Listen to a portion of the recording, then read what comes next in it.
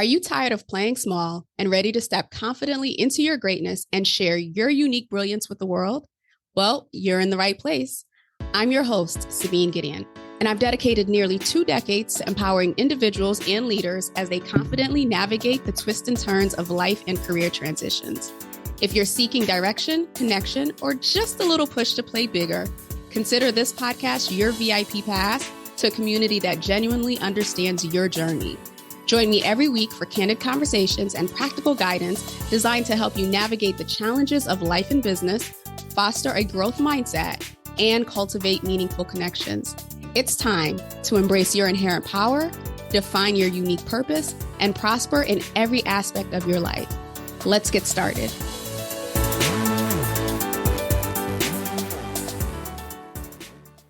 Hello and welcome back to another episode of Power, Purpose, and Prosperity. I am your host, Sabine Gideon, and I am excited to bring you another interview with another female powerhouse this week. And so if you're completely new to me, I am Sabine Gideon, the host of this show, as well as the CEO and founder of Gideon Enterprises, a professional development firm working with organizations and individuals who are looking to grow in the areas of life, leadership, and business. And so with that, I have Miss Lisa Kelly with me here today. Lisa is a hardworking and driven businesswoman who is not afraid to face a challenge. And you'll hear more about that for sure. In her former life, she was a corporate project manager and now serves as the founder and CEO of the Curly Life Company. She created their flagship product, the AuBonacci Styler, after years of struggling with styling her own curly hair. And so she has a slew of products for women who have very curly hair. And I am excited to have this conversation, to learn more about you, to learn more about the woman behind the business. So without further ado, welcome to the show, Lisa. Thank you so much, Sabine, for that wonderful welcome. And I'm excited to be here with you. I love what you're doing with this show. Oh, thank you so much. Thank you so much. So give us, you did the corporate thing. Now you're doing the entrepreneurial thing. Walk us through, give us the Cliff Notes version of your career journey and what the catalyst was for you to, besides, creating an amazing product, what the catalyst was for you to step out on your own. I think I had always, I know I had always hoped to have a business of my own. So that was always there in the background, but I embraced the thought that the convention that get a solid job with nice benefits. And certainly that is a wonderful thing to do and to have. Sometimes when I'm working my 16-hour days now, I think, that wouldn't be bad to just leave an office at 5 and be done.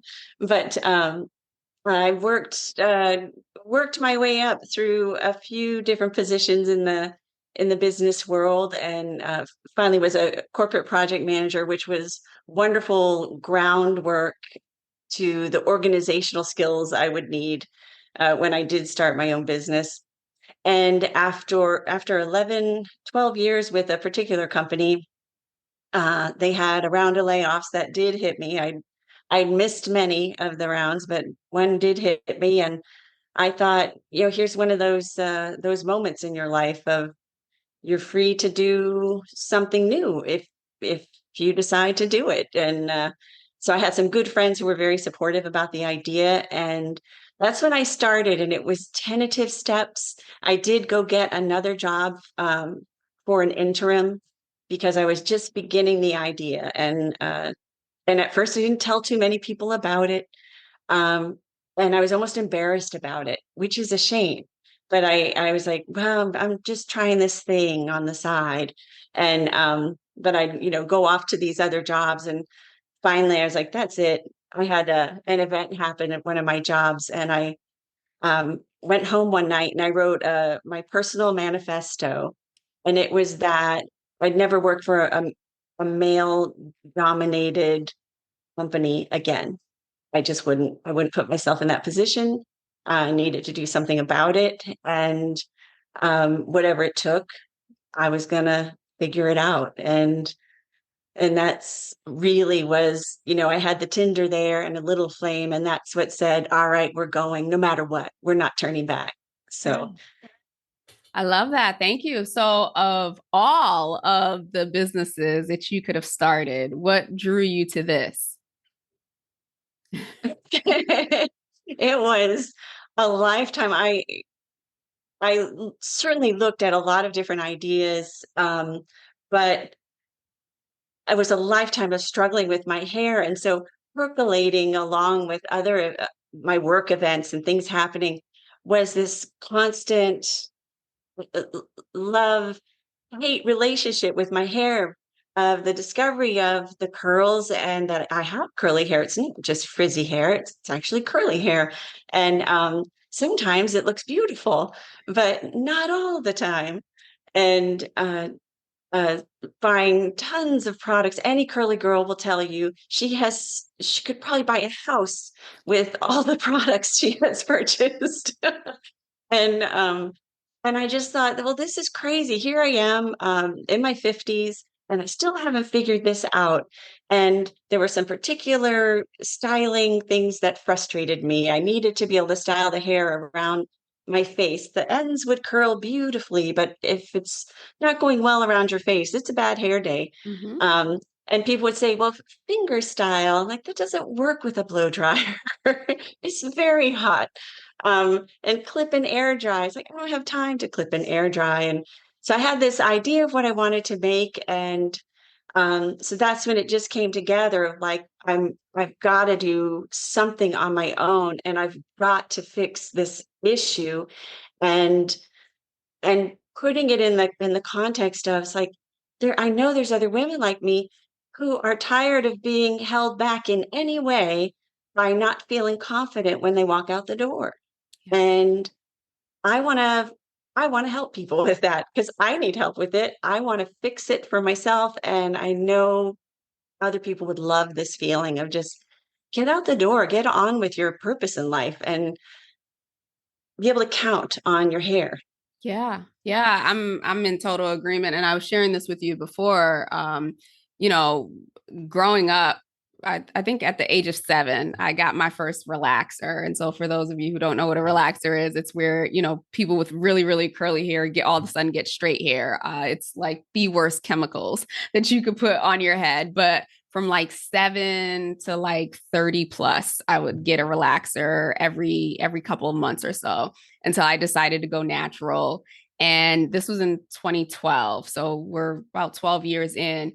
And I remember like not knowing what to do with my hair and hating my hair. I have 4C. I learned through the process of going natural that I have 4C curls. And being a kid, it used to be like, oh no, those aren't, we didn't see them as curls. We were told that they were naps or like all these other things that weren't kind. And so you grow up hating an aspect of yourself and your hair. And so the last 12 years have been it's still a love-hate relationship. Don't get me wrong. Because to your point, when you have curly hair, it doesn't show up the same way every day. Like some days it's like, I'm here. And other days it's just like, figure it out.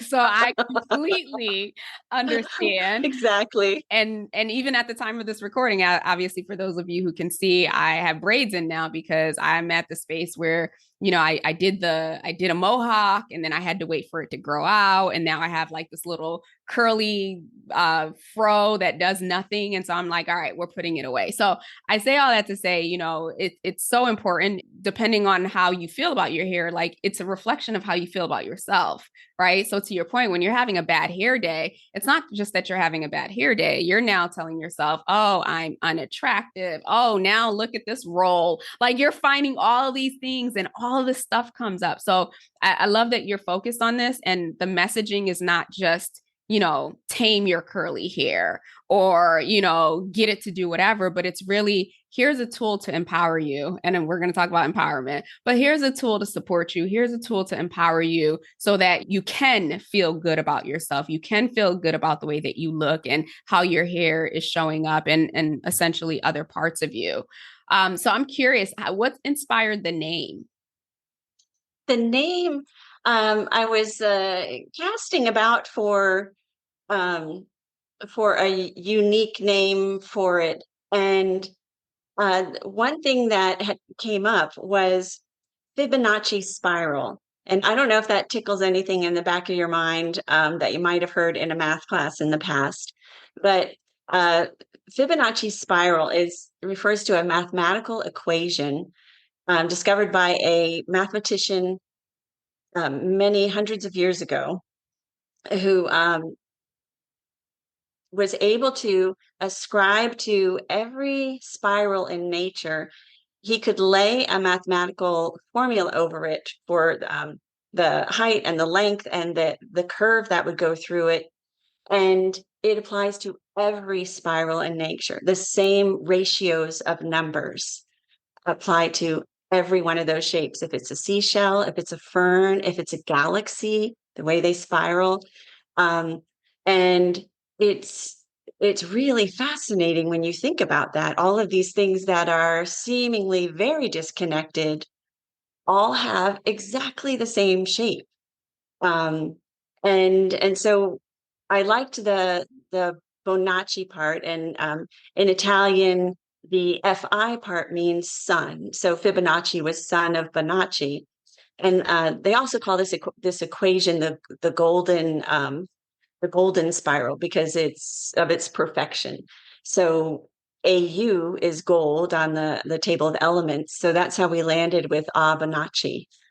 So that's our name. I love that. And the actual tool is gold too, or it has elements of gold. I love that. And so, for those of you who are listening, you can't see it, but if you go on YouTube, you'll be able to watch the video and you can actually see it. And of course, we'll link Lisa's website and videos and all that other stuff so that you can see it. So, I'm curious. So, you started with the tool, right? And the tool is to help make sure that the curls are curling in every part of your hair. And you've since expanded and now you have all types of products. So what was that process like in, going from this like vision, this initial vision to now building out an entire product line for women with curly hair? That was very exciting because I think a lot of it was exciting because it was like getting permission, giving yourself permission to just full time work on finding the perfect products for your hair. So instead of just doing it randomly once a month when you're walking through CVS or Walgreens or so it was I was able to pull on, years of researching different products that I had found. I liked one aspect of it or another aspect of it. And so finding the right combinations of ingredients and then the right sequence of application of the different products because it's never just the product, it's also the process. And when I found we've got our curl care, the shampoo and conditioner, and then our 4 styling products, and I've got them lined up here. But the combination of them gives me such wonderful results, and I never could have imagined that for the last since I since I've had them in their AuBonacci bottles, they are all I use. And I've never been able to say that before in my life, where I've just using the same products over and over. I don't have to, run out to the store to, please find something that will work. It's like, no, I have it. Here it is. And it's wonderful to believe in them that much and be able to share that with people because people are always will always come up. They'll say, you have beautiful curls. I love your curls. And what do you use? I've had those conversations for decades that when curly girls see each other, we have to share, what are you doing? What are you doing? To try and share some of the love and success. So it's been exciting to have the time and the benefit afterwards of doing the work on what really works. What should we put out there? And now the feedback from people, nothing makes me happier than seeing somebody sign up for a subscription to the product so that they make sure they never run out. So it's been great. We're getting wonderful feedback from people. That's awesome. Now I'm curious because I remember, I don't know, it being like 2011, me sitting in my cubicle Oh, with a manager who was like a complete micromanager. And I was just like, this mhm. can't be life. This is not what I want. And I would sit there in that cubicle and envision what life would be like when I was my own boss and I had my own company, and I didn't even really know what I would be doing. I just knew that I wouldn't be there and I'd be my own boss. I'm curious now where you sit. Is this what you envisioned when you were in corporate and thinking about your exit? Or at least when you got laid off and had that opportunity to start thinking about your exit? Uh, That's a wonderful question. Um, Certainly in my visions, I thought there'd be less work. But there's also been so much more evolution. I've learned so much because there's so much to learn, so much that you don't know when you decide, I'm going to do this. And as you go through all the layers and find deeper layers and completely disparate areas that you need to have deep knowledge in, and you just have to tackle it and take it on, and then this next area over here. And um, so it's not what I envisioned from that perspective. And but I would say I never could have imagined how it would change me for the better Mhm. in terms of being a stronger person and just much more comfortable in what I'm doing and how I'm doing it, and accepting the flubs along the way, and just really appreciating the fact that all the tenacity that I have pays off, Mhm. because I just don't give up. And you don't get to see that when you're working for someone else. When you're working for someone else, they're directing your attention, and you've got to keep moving in that direction. And here it's like, well, I've got to find the direction. I've got to refocus, because you could go in 100 directions. You don't have time for that. You got to keep picking out what's the important thing I need to do. All of those kinds of skills and strengths that you develop as you go along leave me feeling so much more confident and self-assured of like, okay, something didn't go the way I thought it would, but we've come up against worst. We'll get through this, and that's not the girl I was when I started this. I would completely be shattered, like, oh my gosh, this isn't coming together. What am I going to do? I've invested so much time. And now I know it's like, all right, this happened. Let's look at it. Let's figure it out. We'll figure it out. It'll work. So Yeah. it's been wonderful, but nothing like what I imagined, but definitely richer than what I imagined. Oh, I love that. I say it all the time. I feel like entrepreneurship is the best personal and professional development course that you can ever take because it will challenge every single part of you, and you grow through all of the challenges. And so I think back to what you shared when you were writing that manifesto. It almost seems like that was like the seeding of you stepping into your power or you coming into the truth of who you were, or at least in that time deciding and creating it. And now we see the evolution of it years later. As you've gone through this process, you've obviously tapped into your own power, you've seen power demonstrated. When you think for yourself and what it means to you, how do you define power today? I love discussing this because it is such a key element of so many interactions, and awareness of it is essential. And I really see power as the ability to create change and exert influence over your own situation or decisions, resources, outcomes outside of yourself. That's where you're going to get a feeling of power, is that I know I'm impacting this. I have the ability to change this. I have the ability to be heard here.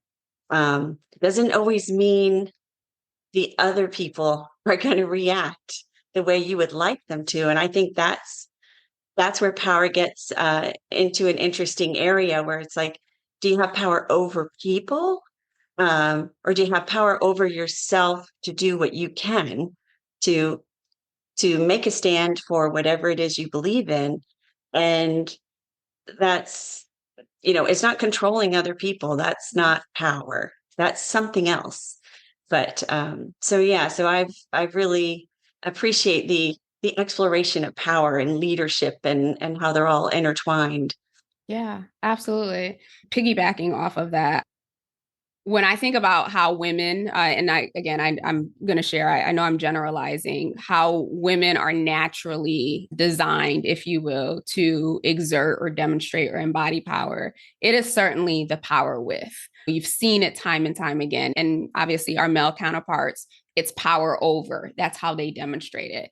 And now that I've been studying this for so long, one is not better than the other, right? It's a matter of how do we combine or how do we collaborate when if that's their dominant and it works, right? The power over. How do we embrace what it looks like to be powerful and exert power with or in collaboration with so that we can influence? You look at it from a leadership perspective, like core leadership competencies that have bubbled to the top are compassion and empathy and influence and all these things, which we naturally possess, right? They're coded in our DNA as women. But yet, for a very long time, and I'm sure you experienced this back when you were in corporate, those weren't recognized as powerful or strong or even representative of a good leader or an effective leader. It's taken, all these years. And of course, with the pandemic and everything else, now we're starting to look at, oh, okay, what does it mean to be powerful? Like you don't have to your point, you don't have to have control over someone to be powerful. You also don't even have to be sitting in a top leadership seat to be powerful. So the conversation is really to help the audience and anyone listening to examine, what is that for you? What does that mean to you? Because essentially, if we're not owning our power, we're not stepping into it, we're giving it away in some way, in some capacity.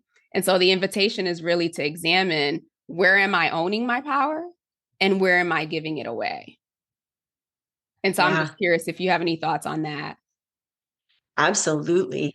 I think you've nailed one of the key things that everybody needs to examine for themselves, because I realized it as I was going into many of my interactions with people. So it might be reaching out to find out about manufacturing or design, or I was very much going in with a more solicitous or even apologetic, like, so sorry if you have the time, if it wouldn't be too much trouble, basically. Mm-hmm. Like that's how I was going in. And in there, I began to shift with, like, why am I apologizing for asking a question? And things changed as it was like, I'm a worthwhile customer for them. I'm on equal footing. So why am I going into the conversation giving away my power? Mm-hmm. Why am I acting like I'm less than? I did that. They didn't do that. I walked in with apologizing for my presence, and so I really got to see myself through that and see the change as I made it, of like, people people give away their power all the time, and the more you believe you don't have it, the more you give it away, and it gets reinforced Mm-hmm. that you don't have it. But the truth is, you always have it. But it's hard to learn how to stand in it, to go ahead and have the conversation of, send me these specs. I'll need to see this. Send me your delivery timeline. Thank you. I don't have to apologize anywhere in there. It's not rude. It's not commanding. It's direct, and it's businesslike, and it's getting me what I need. And so it was an interesting evolution, but I've become more sensitive to it when I see it. That it's like, boy, there's this equation all the time, and unfortunately, it's hard to learn to stand in that other spot of, I can walk into this room and expect to be treated as everyone else is treated. So, and also, even if somebody is initially thinking, I'm not going to give this person the time of day, it's a woman calling about manufacturing. What does she know? If I continue to hold myself in a position of, I'm not giving away any power here, I have I have serious questions. They don't even all have to be serious questions, but I have every right to stand here and get the information I need. Um, the more you do that, you give the other person a chance to shift where they're coming from. So you can't just walk in like, well, if they didn't treat me right and storm out. It's like, well, I need something out of this. And I'm just going to demonstrate who I am, where I'm coming from. And in the end, maybe they'll shift, maybe they won't. But at no time did it change my behavior. Mhm. So yeah, I think you've really nailed it on terms of, are you giving away your power or are you holding your power? So it's made a big difference. I love what you said was when you question yourself, why am I apologizing for my presence? I think that right there is a mic drop because we do it. We do it so unconsciously or Yes. all the time in every situation, whether you are in corporate, even at home with the kids, or, whatever the case may be, we apologize for our presence. And so I just want to let that sit in the atmosphere for those of you who are listening. Ask yourself, how often are you apologizing for your presence? And what does that feel like? Sit in it, sit with it, and then examine what can you start to do where you don't feel like you have to apologize for your presence. Or, we don't have enough time for this. I'd get to the root of when you started feeling like you had to apologize for your presence, but we don't have enough time, and this is not a therapy session. But I'm curious for you, Lisa, what was it like? Can you think back to the moment where you recognized this is what I'm doing? And like, what was that experience? And then what created that shift for you, or that quickening that said, wait a minute, pause, we're not doing this anymore? There were little steps and then big moments, right? So there were little steps of like, well, reword that. That's good grief, Lisa. um, we don't need to write it that way. So there were little steps. And then I would realize that I was still doing it with men more than women. Mm-hmm. And one of the big moments was I was on a call with a woman who was working with me, and I had brought in a consultant who was a man who I'd had some conversations with. And I realized once he joined the call, I had shifted how I was speaking. And I was using that technique of like, well, well, that's what I tried, but I don't know. What should I have done? Like I was putting myself down. Mm-hmm. But I didn't do that with her on the call. And it was a real eye opener of like, well, why did that shift? It looks like I'm comfortable peer to peer with this woman who works with me, and we've established a relationship, it's ongoing.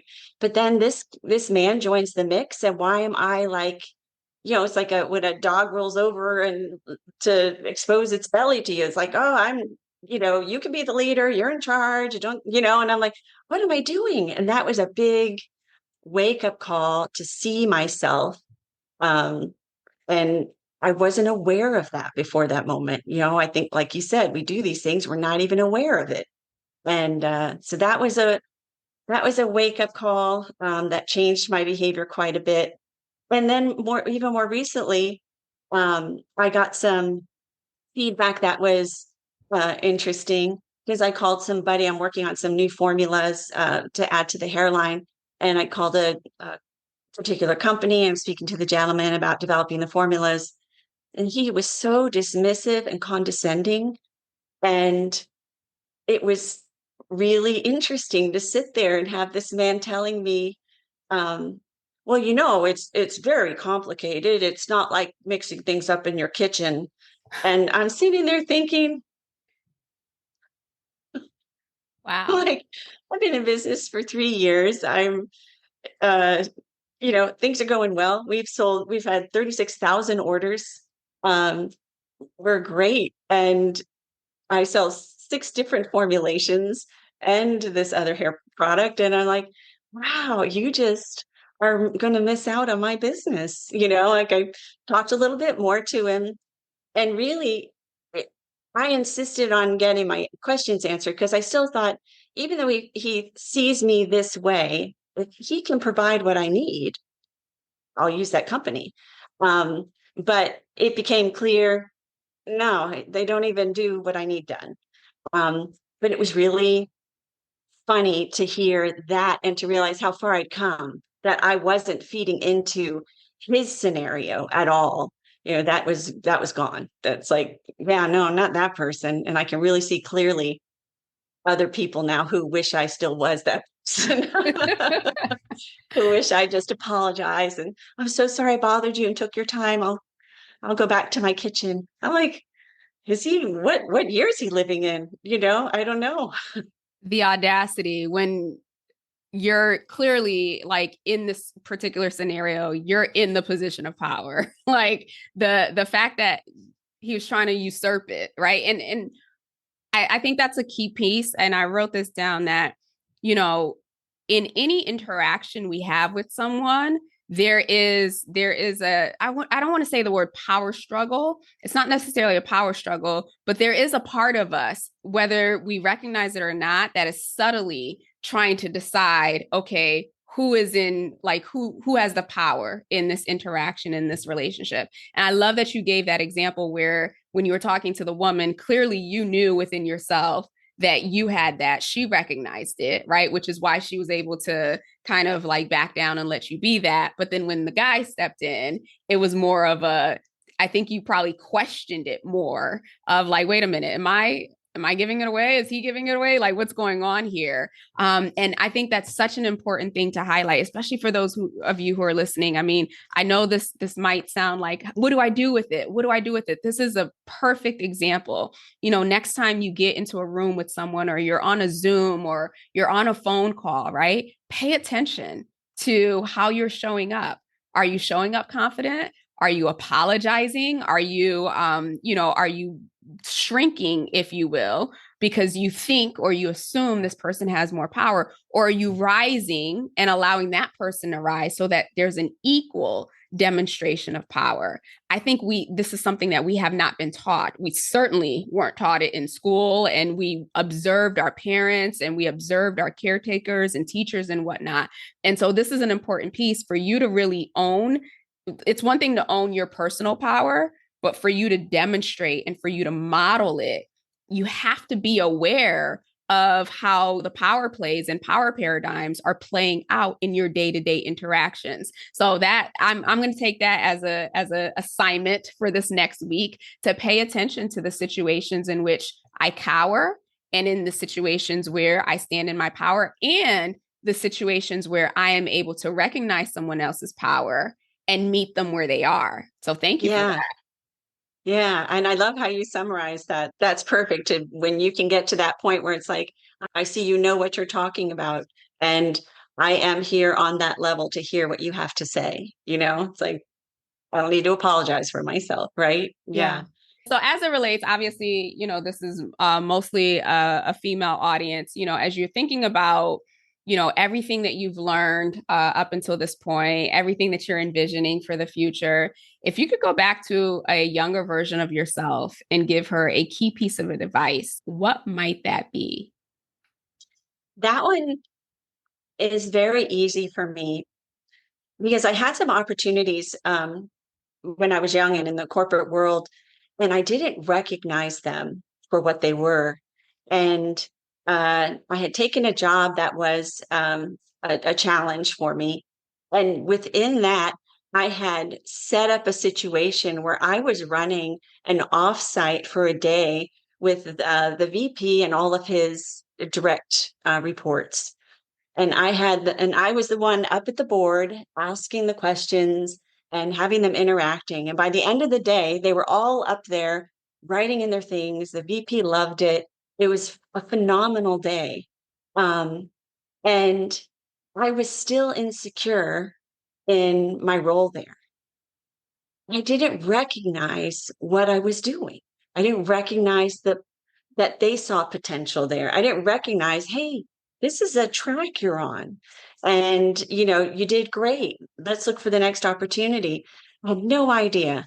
And instead, a lot of times, I'm sure you've covered this, when you're rising, the people around you don't want you to rise. They're pulling you down. That's what I heard and took on.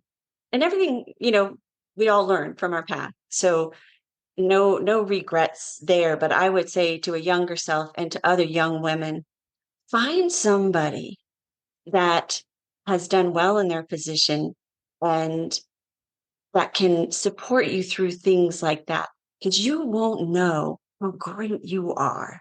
It's in us to doubt ourselves. It's in us to think other people know more than us or they're better than us. It's in all of us. And if you have somebody who can say, no, that was great. You keep doing that. You're on the right path. This is important. You did a great job with it. Ignore that. You need somebody like that. Otherwise, you listen to your peer group and your peer group wants you to stay right there with them. Mm-hmm. And if you want to stay right there with them, wonderful. But if you have other aspirations, definitely try and get set up with some kind of mentor. And again, back to the power, if you find somebody very comfortable in their role who has done well with their how they got there, they're going to be excited to support you. So just if you get turned down 10 times, go ask again, ask somebody else. But it can change everything in your life if you have somebody who believes in you. Yeah, I love that. And I totally agree. And as we look ahead, right, and this work that you're doing, you're bringing out more product lines. And we know it's the product is one thing, right? But it's the confidence that you're helping to build in women. It is the inner strength. It is the inner self love that is also coming out through this. As you're continuing to build this vision for yourself, 30, 40, 50, 60, however many years down the line, and you're looking at back, what is the narrative? Like, what will you want to hear Lisa say to Lisa? It was amazing, right? That it was fun. It was hard. I learned so much. Uh, that's what I would hope to be saying as I look back, and probably still be saying, what's next? Mm-hmm. To just keep, I find that solves all manner of issues. Is things will happen and I have to stop and think, like, do I have time to look back and worry about that, or do I need to be thinking on the next thing? Mm-hmm. What's the next great thing I want to do? Like, get in that space and don't look back too much, except to celebrate highlights. So yes, I think I just keep that going, right? Yes, absolutely. And so, last question for you, Lisa, as you think about, or not the last question, but last question in this series, as you think about any books or a book that has been pivotal for you, whether, from a personal, professional development perspective, is there one that comes to mind? I love Malcolm Gladwell. He's done many books, but the one I know I refer to the most, and that was a game changer for me, is Blink. And the part that really got my attention was that you, in a blink, you take in something and have a feeling about it. And we will never know all the reasons why we have that feeling, because we don't even have the words to express or comprehend the data points our body takes in, because we can feel energy. We Mm-hmm. can feel, we say, I got a bad vibe. It's like you felt something, you had a reaction. You heard things that meant something. There were microfacial movements, right? That maybe don't even register, but you do register. You just don't know you saw them. So there's a million things you don't know why you have the reaction you do, but you did have that reaction. And in a blink, you can know something, and you should trust that. So that for me was tremendous, because I had spent a long time of thinking, well, I can analyze things and figure it out and understand. And I just have to feel it and know it myself. Mm-hmm. And because there may not be an explanation I can ever give somebody, because I don't even understand all the things I processed to get there, but I can trust it. And I think I love that book. That really changed things for me, because I used to question, well, why did I feel that way? It's like, I don't question that anymore. Yeah. Like, nope, it's enough that I felt that way. I have faith in my process, so.